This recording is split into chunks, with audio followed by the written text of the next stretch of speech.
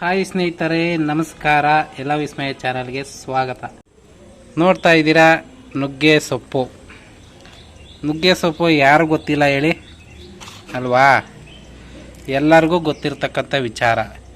ಇದು ನುಗ್ಗೆ ಸೊಪ್ಪು ಪೌಷ್ಟಿಕಾಂಶದಲ್ಲಿ ತುಂಬ ಅತ್ಯಂತ ಮಹತ್ವ ಹೊಂದಿರತಕ್ಕಂಥ ಸೊಪ್ಪು. ನೋಡ್ತಾ ಇದ್ದೀರಾ, ಇದನ್ನು ನೀವೇನು ಮಾಡ್ಬೋದು ಅಂದರೆ ಈ ಥರ ಬುಡ್ಸ್ಕೊಂಡು ನೆರಳಲ್ಲಿ ಒಣಗಿಸ್ಕೊಂಡು, ಯಾಕೆ ನೆರಳಲ್ಲಿ ಅಂದರೆ ಬಿಸಿಲಲ್ಲಿ ಪೌಷ್ಟಿಕಾಂಶ ಹೋಗ್ಬಿಡುತ್ತೆ. ನೆರಳಲ್ಲಿ ಒಣಗಿಸಿ ಅದನ್ನು ಪೌಡ್ರ್ ಮಾಡ್ಕೊಂಡು ಒಂದು ಡಬ್ಬಿಲಿ ಮಡಿಕೊಂಡು ದಿನ ಬಿಸಿನೀರಿಗೆ ಒಂದು ಲೋಟ ನುಗ್ಗೆ ಸೊಪ್ಪಿನ ಪುಡಿನ ಪೌಡ್ರ್ ಹಾಕ್ಕೊಂಡು ಕುಡಿತಾ ಬಂದರೆ ಆರೋಗ್ಯದಲ್ಲಿ ತುಂಬ ಚೇತರಿಕೆ ಕಾಣಿಸ್ತೀರ. ಅದು ಅಲ್ಲದೆ ಈ ನುಗ್ಗೆ ಸೊಪ್ಪು ಇದರಲ್ಲಿ vitamin A, vitamin C, vitamin B6, calcium, iron, magnesium, potassium ಹಾಗೂ ಹೇರಳವಾದ ಫೈಬರ್ ಕೂಡ ಇದರಲ್ಲಿ ಸಿಗುತ್ತೆ ಸ್ನೇಹಿತರೆ. ಇದು ಎಷ್ಟು ಅಮೂಲ್ಯವಾದದ್ದು ಅಂತ ನಿಮ್ಗೆ ಗೊತ್ತು. ಇದ್ರ ಉಪಯೋಗ ನಿಮ್ಗೇನಾದರೂ ಗೊತ್ತಿದೆಯಾ? ಈ ನುಗ್ಗೆ ಸೊಪ್ಪಿನ ಉಪಯೋಗ ನಿಮ್ಗೇನಾದರೂ ಗೊತ್ತಾದರೆ ನೀವು ಟಕ್ ಅಂತ ಹೋಗಿ ಕೊಂಡ್ಕೊಂಬಂದು ಉಪಯೋಗ ಮಾಡೋಕ್ಕೆ ಶುರು ಹಚ್ಕೊಬಿಡ್ತೀರ ಸ್ನೇಹಿತರೆ.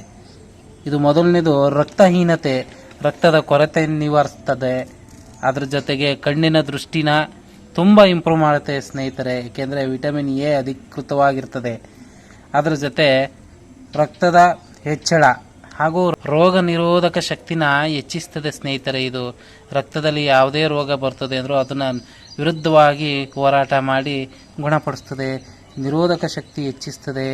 ಹಾಗೆ ಸಕ್ಕರೆ ಮಟ್ಟ ಸ್ನೇಹಿತರೆ, ಶುಗರು ಅಂತೀವಲ್ವ, ಆ ಶುಗರ್ನ ತಗ್ಗಿಸ್ತದೆ ಸ್ನೇಹಿತರೆ, ಅಷ್ಟು ಪವರ್ಫುಲ್ ಆಗಿರುತ್ತೆ.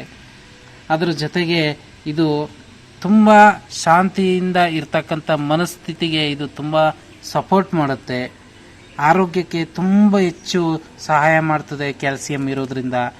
ಆಮೇಲೆ ಚರ್ಮ ರೋಗಗಳು, ಕೆಲವು ವ್ಯಾಧಿಗಳು ಇರ್ತಾವಲ್ವ, ಆ ಚರ್ಮ ರೋಗಕ್ಕೂ ಮೂಲಾಧಾರವಾಗದೆ ಚರ್ಮ ರೋಗ ಗುಣಪಡಿಸುವಲ್ಲಿ. ಹಾಗೆ ಕೂದಲು ಆರೋಗ್ಯ ಮಾಡ್ತದೆ.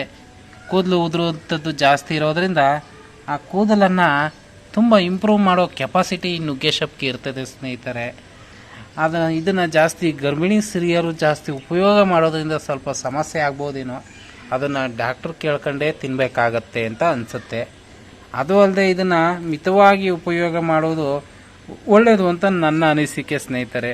ಯಾವುದೇ ಆದರೂ ಅತಿ ಆದರೆ ಅಮೃತನೂ ವಿಷಾನೇ ಅಲ್ವಾ? ಆಮೇಲೆ ನಮ್ಮ ದೇಹದ ಶಕ್ತಿಯನ್ನು ಹೆಚ್ಚಿಸುವುದಲ್ಲದೆ ನಮ್ಮ ಎಲುಬುಗಳು ತುಂಬ ಸ್ಟ್ರಾಂಗ್ ಆಗೋದಕ್ಕೆ ಕೂಡ ಈ ನುಗ್ಗೆ ಸೊಪ್ಪು ತುಂಬ ಸಹಾಯ ಮಾಡುತ್ತೆ ಸ್ನೇಹಿತರೆ. ಒಂದು ರೀತಿ ಆಲ್ ಇನ್ ಒನ್ ಅಂತೀವಲ್ಲ, ಅದೇ ರೀತಿ. ಬಟ್ ಒಂದು ನೆನಪಿರಲಿ, ಈ ನುಗ್ಗೆ ಸೊಪ್ಪು ಕೆಲವರಿಗೆ ತುಂಬ ಬೇದಿ ಮಾಡಿಸ್ಬಿಡುತ್ತೆ. ಅಂದರೆ ಕೆಲವರ ಬಾಡಿ ಹೀಟ್ ಇರುತ್ತಲ್ವ, ಅಂಥ ವ್ಯಕ್ತಿಗಳು ಇದನ್ನು ತಿಂದರೆ ಬೇದಿ ಆಗೋದು ಕಾಮನ್ ಸ್ನೇಹಿತರೆ. ಅಂಥವ್ರು ಏನು ಮಾಡಬೇಕು ಅಂದರೆ ಈ ನುಗ್ಗೆ ಸೊಪ್ಪಿನಲ್ಲಿ ಈ ಬರೀ ಎಲೆಗಳನ್ನ ಬಿಡಿಸ್ಕೋಬೇಕಷ್ಟೆ. ಈ ಥರ ಇದೆಯಲ್ಲ ಕಡ್ಡಿಗಳು, ಈ ಕಡ್ಡಿಗಳನ್ನ ಸಪ್ರೇಟ್ ಮಾಡಿ ಬರೀ ಎಲೆಗಳನ್ನ ಬಿಡಿಸ್ಕೊಂಡು ಅದನ್ನು ಪಲ್ಯ ಮಾಡಬೇಕಾಗುತ್ತೆ ಸ್ನೇಹಿತರೆ. ಆ ಕಡ್ಡಿನ ಸೇರಿಸ್ಕೊಂಡು ತಿಂದರೆ ಬೇದಿ ಆಗ್ಬಿಡುತ್ತೆ. ಇದೊಂದು ನಿಮಗೆ ನೆನಪಿಡಬೇಕಾದ ವಿಚಾರ. ಇನ್ನೊಂದು ವಿಷಯ ಏನಪ್ಪ ಅಂದರೆ, ಪೂರ್ವಿಕರ ಪ್ರಕಾರ ನುಗ್ಗೆ ಇದು ಒಂಥರ ಅಮೃತ ಇದ್ದಂಗೆ ಸ್ನೇಹಿತರೆ. ಇದು ನಮ್ಮ ಆರೋಗ್ಯಕರ ಪ್ರಯೋಜನಗಳ ಸಾಕಷ್ಟು ಸಹಾಯ ಮಾಡ್ತದೆ ಸ್ನೇಹಿತರೆ.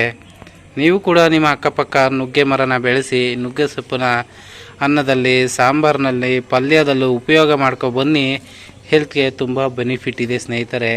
ಹಾಗೆ ಮೊದಲೇ ಹೇಳ್ದಂಗೆ ಇದನ್ನು ಬುಡಿಸಿ ಒಣಗಿಸಿ ಪೌಡ್ರು ಮಾಡಿಕೊಂಡು ಇದನ್ನು ಒಂದೊಂದು ಸ್ಪೂನ್ ಬಿಸಿನೀರಿಗೆ ಹಾಕ್ಕೊಂಡು ಕುಡಿತಾ ಬಂದರೆ ಒಂದೊಂದು ಎಲ್ಲ ಪ್ರೋಟೀನ್ ಒಟ್ಟಿಗೆ ಸಿಕ್ಕದಂಥ ಖುಷಿ ಸಿಗುತ್ತೆ ಸ್ನೇಹಿತರೆ. ಕೊನೆಯದಾಗಿ ಇದೊಂದು ವಿಷಯ ತಿಳ್ಕೊಳ್ಳಿ ಸ್ನೇಹಿತರೆ, ನಮ್ಮಲ್ಲಿ ಕೆಲವರು ಈ ನುಗ್ಗೆ ಸೊಪ್ಪನ್ನು ತಿನ್ನೋದೇ ಇಲ್ಲ, ಮರಗಳಿದ್ರೂ ಅದನ್ನು ನೋಡೋದು ಇಲ್ಲ ಆ ಕಡೆಗೆ. ಹಾಗಿರಬೇಕಾದ್ರೆ ವಿದೇಶಿಗರು ನಮ್ಮ ದೇಶದಿಂದ ಈ ನುಗ್ಗೆ ಸೊಪ್ಪನ್ನು ಆಮದು ಮಾಡ್ಕೋತಾರೆ ಸ್ನೇಹಿತರೆ. ಆಮದು ಮಾಡಿಕೊಂಡು ಈ ನುಗ್ಗೆ ಸೊಪ್ಪನ್ನು ಒಂದು ಎಲೆನೂ ವೇಸ್ಟ್ ಮಾಡ್ದಂಗೆ ಬುಡಿಸ್ಕೊಂಡು ಒಣಗಿಸಿ ಪೌಡ್ರ್ ಮಾಡಿಕೊಂಡು ಅವರು ಪ್ರತಿನಿತ್ಯವೂ ನೀರಿಗೋ ಯಾವುದಕ್ಕೋ ಹಾಕ್ಕೊಂಡು ಸೇವನೆ ಮಾಡ್ತಾರೆ ಸ್ನೇಹಿತರೆ. ನಮ್ಮ ದೇಶದಲ್ಲಿ ಇದ್ರ ಮಹತ್ವ ಗೊತ್ತಿದ್ದು ಉಪಯೋಗ ಮಾಡಲ್ಲ, ಆದರೆ ಬೇರೆ ದೇಶದವರು ಇದ್ರ ಮಹತ್ವನ ತುಂಬ ತಿಳ್ಕೊಂಡಿದ್ದಾರೆ ಸ್ನೇಹಿತರೆ. ಇದು ನೆನಪಿರಬೇಕು ನಿಮಗೆ. ನನ್ನ ಈ ಮಾಹಿತಿ ಇಷ್ಟ ಆಗಿದರೆ ಲೈಕ್ ಮಾಡಿ, ಸಬ್ಸ್ಕ್ರೈಬ್ ಮಾಡಿ, ಹಾಗೆ ಮತ್ತೊಬ್ಬರಿಗೂ ಉಪಯೋಗ ಆಗಲಿ ಅಂತ ಇದನ್ನು ಶೇರ್ ಮಾಡಿ ಸ್ನೇಹಿತರೆ.